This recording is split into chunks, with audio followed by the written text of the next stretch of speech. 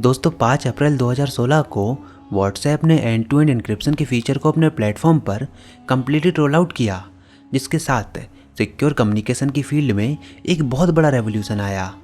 अब आपकी चैट्स को कोई थर्ड पर्सन एक्सेस नहीं कर सकता था। इस एन्क्रिप्शन टेक्निक को डेवलप करने के लिए क्रिप्टोग्राफी का इस्तेमाल किया गया था। मगर क्या आपको पता है कि इस टेक्निक का इस्तेमाल बैंकिंग सिस्टम्स बहुत पहले से ही करते आ रहे हैं।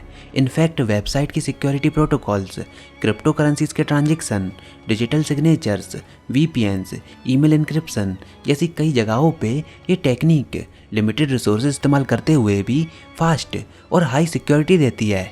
और ये सब पॉसिबल हुआ है क्रिप्टोग्राफी की वजह से, जिसमें सबसे ज़्यादा यूज्ड एल्गोरिथम है ECC, मतलब इलिप्टिकल कर्व क्रिप्टोग्राफी। लेकिन गैस व्हाट, इस एल्गोरिथम का कोर अपने अंदर एक कॉम्प्लिकेटेड मैथमेटिक्स और मिस्ट्री को एक्वायर किए हुए है, जो अगर सॉल्व हो गई तो या तो इसे अनब्रेकेबल बना देगी या फिर तोड़ के रख देगी। ये जो इक्वेशन आप देख रहे हो y² = x³ + ax + b, दिखने में तो ये नॉर्मल एक 3 डिग्री पॉलिनोमियल इक्वेशन लगती है 2 वेरिएबल्स में, लेकिन असल में ये बहुत ही स्पेशल इक्वेशन है, खासकर नंबर थ्योरिस्ट के लिए। ऐसा क्यों? क्योंकि ये इक्वेशन है इलिप्टिकल कर्व की, जो कि कुछ ऐसे दिखते हैं। आप अपनी स्क्रीन पर इन इलिप्टिकल कर्व को देख सकते हो।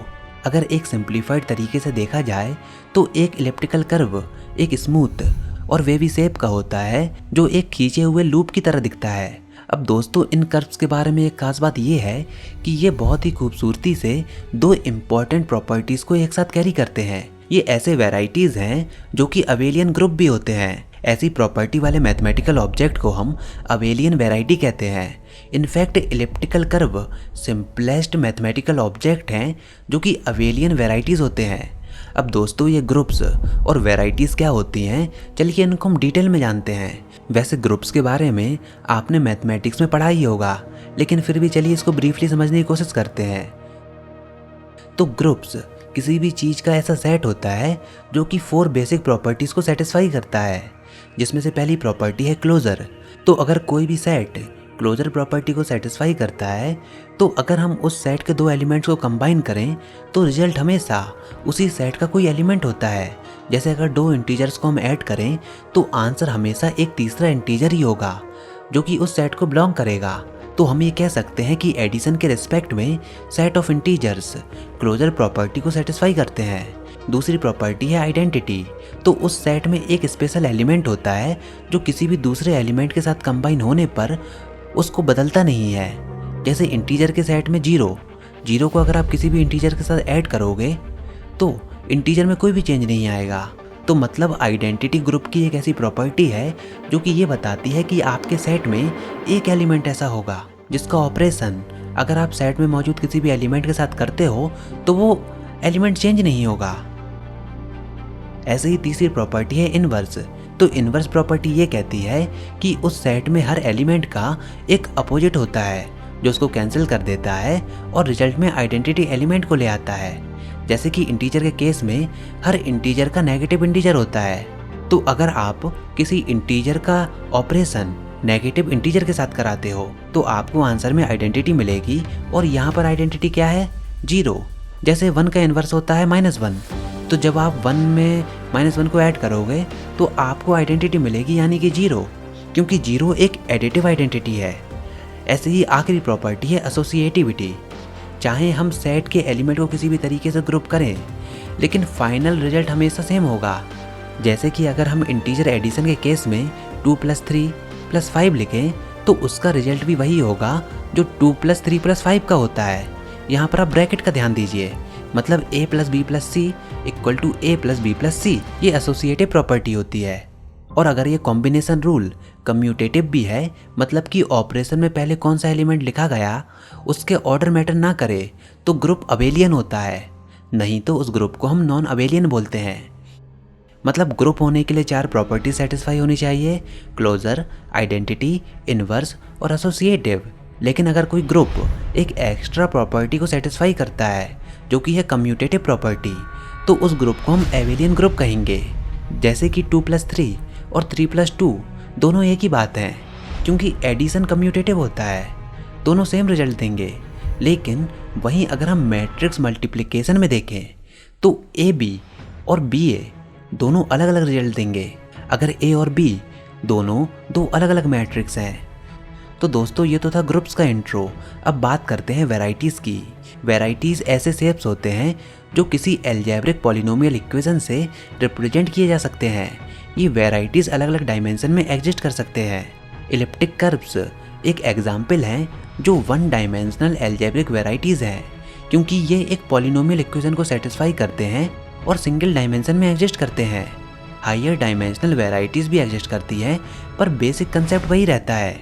ये ज्योमेट्रिकल शेप्स होते हैं जो अलजेब्रिक इक्वेशन से डिफाइन होते हैं, और क्योंकि उनमें अवेलियन ग्रुप्स की सारी प्रॉपर्टीज़ होती हैं, इसलिए ये अवेलियन वैराइटीज़ कही जाती है। चलिए अभी हम आगे बढ़ते हैं।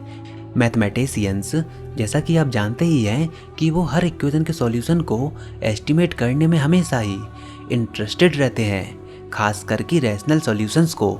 दरअसल 1922 में लुईस मॉडल ने यह प्रूव किया कि इलिप्टिक कर्व के ऐसे सभी रैशनल सॉल्यूशंस को एक लिमिटेड नंबर के बेसिक सेट ऑफ पॉइंट्स से जनरेट किया जा सकता है। अगर किसी इलिप्टिक कर्व पर रैशनल पॉइंट्स का नंबर इनफाइनाइट हो तो उस फाइनाइट बेसिस में से कोई ना कोई पॉइंट ऐसा होगा जिसका ऑर्डर भी इनफाइनाइट होगा। यहाँ ऑर्डर का मतलब है कि अगर उस पॉइंट को बार बार ऐड करें तो रिजल्ट कभी आइडेंटिटी पॉइंट यानी कि 0 पॉइंट पे वापस नहीं आता। ऐसे इंडिपेंडेंट बेसिस पॉइंट्स के टोटल नंबर को कर्व का रैंक कहते हैं। ये रैंक इलिप्टिक कर्व की एक इम्पॉर्टेंट और इनवेरिएंट प्रॉपर्टी होती है, यानी कि फिक्स प्रॉपर्टी होती है। अगर किसी इलिप्टिक कर्व का रैंक 0 है तो उस कर्व पर सारे limited number of rational points ही होते हैं, लेकिन अगर रैंक ग्रेटर देन 0 है तो उस कर्व पर infinite number of rational points होते हैं। मॉडल का थ्योरम ये प्रूव करता है कि इलिप्टिक कर्व का रैंक हमेशा ही फाइनाइट होता है, लेकिन ये नहीं बताता कि हर कर्व का रैंक कैसे निकाला जाए। कुछ स्पेशल इलिप्टिक कर्व का रैंक हमेशा न्यूमेरिकल मेथड से कैलकुलेट हम कर सकते हैं, लेकिन आज तक की नॉलेज के अकॉर्डिंग ये कंफर्म नहीं है कि ये मेथड सारे कर्व्स के लिए काम करते हैं या नहीं। इलिप्टिक कर्व ई के लिए एक L functions L bracket E, S define किया जाता है। ये फंक्शन हर प्राइम नंबर P के लिए मॉड्यूलो P को काउंट करके उन सबको एक स्पेशल फॉर्मूला यूलर प्रोडक्ट के थ्रू जोड़ता है।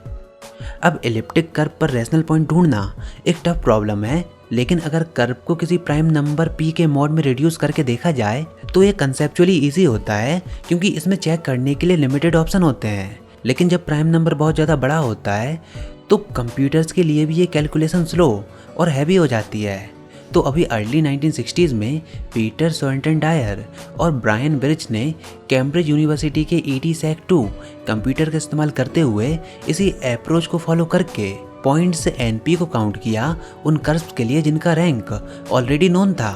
अब दोस्तों ये काफ़ी डिफिकल्ट टास्क था, क्योंकि EDSAC-2 एक सेकंड जनरेशन कंप्यूटर था। इसकी मेमोरी लगभग 5 KB की ही थी। इसके लिए ब्रिज और सोर्नटेन-डायर ने स्मार्ट एल्गोरिथम्स, इलिप्टिक कर्व की सिमेट्री और टाइट मेमोरी मैनेजमेंट का यूज़ किया, ताकि लिमिटेड मेमोरी वाले EDSAC-2 पर ये सारे कैलकुलेशन किए जा सकें। उन्होंने कोड को मैन्युअली ऑप्टिमाइज किया, छोटे प्राइम नंबर्स को बैचेस में प्रोसेस किया और डेटा को एफिशिएंटली रीयूज़ किया। अपने न्यूमेरिकल रिजल्ट के बेसिस पर ब्रिज और सोर्नटेन-डायर ने 1965 में ये कंजक्चर स्टेट किया कि एक इलिप्टिक कर्व E जिसका रैंक R हो, उसका NP एक लॉन्ग टर्म पैटर्न को फॉलो करता है जब प्राइम नंबर P की वैल्यू बहुत बड़ी होती है। इस पैटर्न को डिफाइन करने के लिए उन्होंने ये इक्वेशन दी, जिसको आप अपनी स्क्रीन पर देख सकते हो।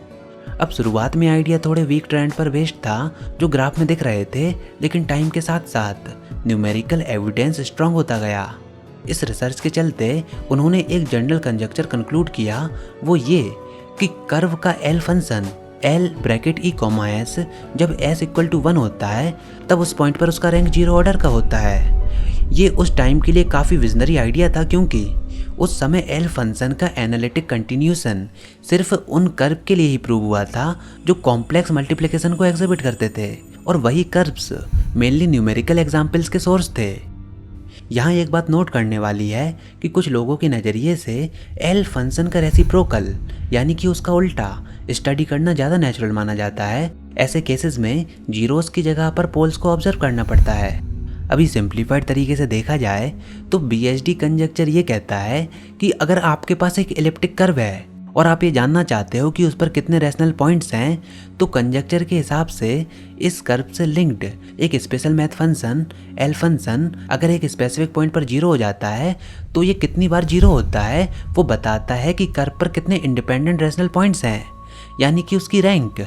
साथ ही अगर एल फंक्शन उस पॉइंट पर 0 हो जाता है तो कर्व पर इनफाइनाइट रैशनल सॉल्यूशन होते हैं, और अगर 0 नहीं होता तो सिर्फ finite number of rational solutions होते हैं। अब इसी बात को ना तो कोई ट्रू प्रूव कर पा रहा है और ना ही फॉल्स। मैथमेटिकली इस कंजक्चर को ऐसे लिखा जा सकता है, और ये कंजक्चर उन 7 मिलेनियम प्राइज प्रॉब्लम में से एक है जिसको क्ले इंस्टीट्यूट ऑफ मैथमेटिक्स ने लिस्ट किया है, और जो भी इसको पहली बार सही तरीके से प्रूव करेगा तो उसको मिलेगा क्ले इंस्टीट्यूट ऑफ मैथमेटिक्स की तरफ से $1 मिलियन का prize. That is why it is $1 million problem, और ये 7 मिलेनियम प्रॉब्लम में से एक प्रॉब्लम है। वैसे आप में से कितने लोग इस प्रॉब्लम को सॉल्व करने का ट्राई कर सकते हो, कमेंट सेक्शन में लिखकर ज़रूर बताना। चलिए एक बार अब तक इस पर क्या प्रोग्रेस हुई है हम उसको लिस्ट वाइज देखते हैं। तो 1977 में जॉन कोटेस और एंड्रू वाइल्स ने प्रूव किया कि अगर इलिप्टिक कर्व का एल फंक्शन s=1 पे 0 नहीं है तो उसके रैशनल पॉइंट्स का ग्रुप फाइनाइट होगा। 1983 में बेनेडिक्ट रॉस और डॉन जैगियर ने मॉड्यूलर इलिप्टिक कर्व्स के लिए ये दिखाया कि अगर उनका एल फंक्शन s=1 पे फर्स्ट ऑर्डर 0 रखता है तो उनके पास इनफाइनाइट ऑर्डर रैशनल पॉइंट्स होते हैं। 1989 में कॉलीवैगन ने ये दिखाया कि अगर एक मॉड्यूलर इलिप्टिक कर्व का एल फंक्शन s=1 पे 0 नहीं है तो उसका रैंक 0 होगा। अगर एल फंक्शन का फर्स्ट ऑर्डर 0 है तो रैंक 1 होगा। 1991 में रूबिन ने ये प्रूव किया कि अगर इलिप्टिक कर्व का एल फंक्शन s=1 पे 0 नहीं है तो टेट सेफरविच ग्रुप का p part p>7 BSD conjuncture के अकॉर्डिंग ऑर्डर रखेगा। जब 1995 में एंड्रू वाइल्स ने फर्मेट लास्ट थ्योरम प्रूव किया इलिप्टिक कर्व की मदद से, तो उस लेजेंडरी प्रूफ के काफ़ी रिपल इफेक्ट हुए। उसी प्रूफ को बेस बना के 2001 में ब्रूवेल एट अल ने प्रूव किया कि सब इलिप्टिक कर्व जो रैशनल नंबर से डिफाइंड हैं वो मॉड्यूलर होते हैं। 2015 में मंजुल भार्गवा और अलुर शंकर ने ये प्रूव किया कि average rank of elliptic curves over Q bounded हैं 7/6 से। इससे ये पता चलता है कि लगभग 66% इलिप्टिक कर्व का एनालिटिक रैंक 0 ही होता है, और इसीलिए उन पे BSD कंजक्चर अप्लाई होता है। इन सब स्पेशल केसेस में प्रूव होने के बावजूद रैंक 2 या उससे ज़्यादा के कर्व्स के लिए अभी तक कोई प्रूफ हमारे सामने नहीं आया। हालांकि कंजक्चर के सपोर्ट में न्यूमेरिकल एविडेंस बहुत सारे हैं। तो अगर ये कंजक्चर प्रूव हो गया तो नंबर थ्योरी एनालिसिस और एल्जेब्रिक और अर्थमेटिक ज्योमेट्री में काफ़ी सारे नए रास्ते खुल जाएंगे। इलिप्टिक कर्व क्रिप्टोग्राफी ECC जो आजकल सिक्योर कम्युनिकेशन और बैंकिंग सिस्टम में यूज़ होता है, इस कंजक्चर के प्रूव होने के बाद या तो और भी सिक्योर हो जाएंगे या फिर उसके नए वीक पॉइंट्स रिवील हो जाएंगे। तो गाइज ये सब था बिर्च एंड सर्टेन कंजक्चर के बारे में, और इसी के साथ हमने सारी $7 मिलियन प्रॉब्लम को कवर कर लिया। अभी इसके लिए मैं एक प्लेलिस्ट बना दूंगा जो कि आपको डिस्क्रिप्शन बॉक्स में और इस वीडियो के एंड स्क्रीन सेक्शन में मिल जाएगा। तो आप चाहो तो इन $7 मिलियन प्रॉब्लम्स को देख सकते हो। तो गाइस ये सब था आज की वीडियो में। मिलते हैं अगली वीडियो में, तब तक के लिए इस वीडियो को लाइक कीजिए, अपने दोस्तों के साथ शेयर कीजिए, और अगर आपने हमारे चैनल अभी तक सब्सक्राइब नहीं किया तो इसको सब्सक्राइब कर लीजिए ताकि आगे आने वाली कोई वीडियोस और अपडेट आपसे मिस ना हो पाए।